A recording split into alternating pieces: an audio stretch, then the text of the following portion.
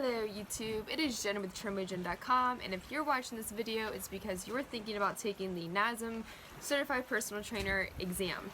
I chose NASM because it's the most widely recognized certification, so make sure you do your research and you choose the best program that is for you. So if you are interested in taking the exam, I recommend that you do a lot of research and I recommend that you do a lot of studying. Because if you're wondering if the exam is as tough as everybody says it is, the answer is yes. It is a really tough exam and you really need to know what you're talking about before you go in and take the exam. I studied for 6 months straight for at least 10 minutes a day, and for the first 3 months I focused on reading the curriculum and taking notes. In the last 3 months I focused on understanding the muscles first, then went to the heart, cardiorespiratory system, nutrition, and then went to the OPT model. The test is 120 questions long, and 20 of those questions are research questions, and some people say they can tell which ones are research questions. I could not tell. And you have 2 hours to take the exam. I took an hour and a half because I went through the entire exam 3 times to make sure I was comfortable with the answers that I chose. So for the first 3 months I read the book cover to cover. Last 3 months I really started to hone in on certain topics, and then 2 days before the exam I studied my butt off for a full 2 days, didn't leave my house, and then the day of the exam I felt prepared to take the exam, and I felt confident but not like overconfident, but I definitely felt very prepared, and that process worked for me. The most difficult thing for me to understand throughout the entire curriculum were the overactive and underactive muscles. I spent the most time really digesting that and understanding that, and by the time I was done with it, I definitely felt prepared for it for the exam.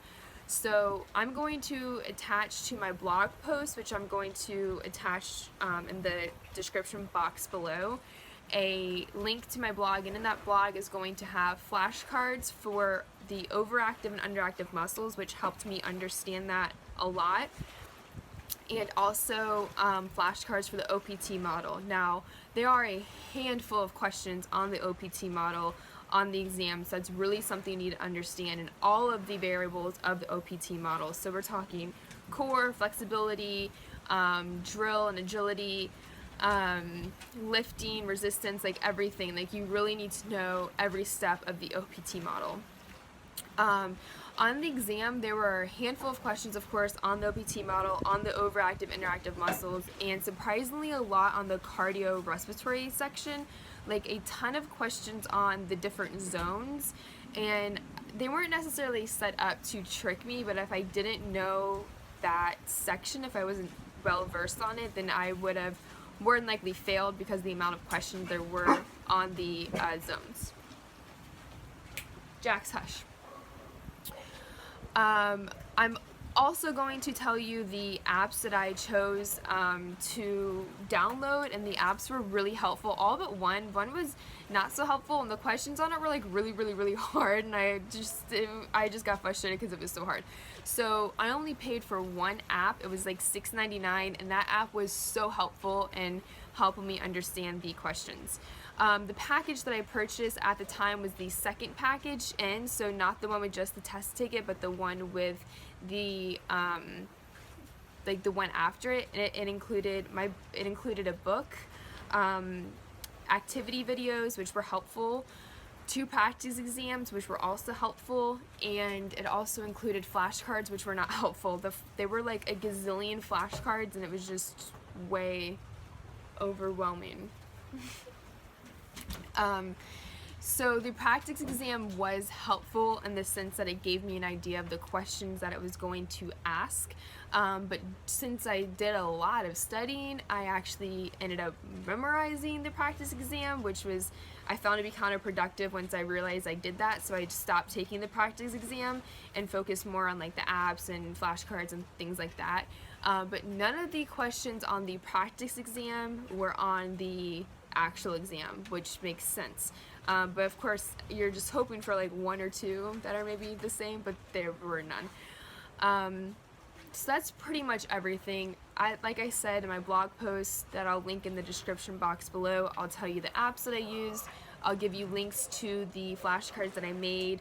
Also, another YouTuber, Miss Maddie Fit, did an excellent job explaining her process in taking the exam, so I'll link her video as well. And she also made a study guide that was helpful. It's really important to figure out which study method works for you.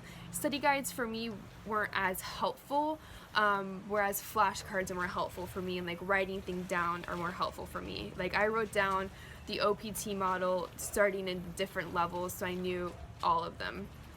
Another thing that was on the test a lot were the exercises within the OPT model. So you really have to know which exercise would be at which level of the OPT model. I think that's pretty much everything. I'm sure I'm just forgetting it. I did just take the test a couple of days ago, so things are still pretty fresh in my mind. And anything that I forget after I record this video, I'll include in my blog post. So I wish you the best of luck, and I really hope you pass the exam. I can't wait to start this next chapter. I decided to take the personal trainer exam because initially started out with I wanted to know what other people knew that I didn't know. So I wanted to know what these personal trainers knew that I didn't know, and I learned a lot. I learned a ton of information, and I can't wait to help people live healthier and happier and etc., etc. So yeah, I think that's everything. So good luck to you. Comment below, click on the blog post below, and I'll see you next time.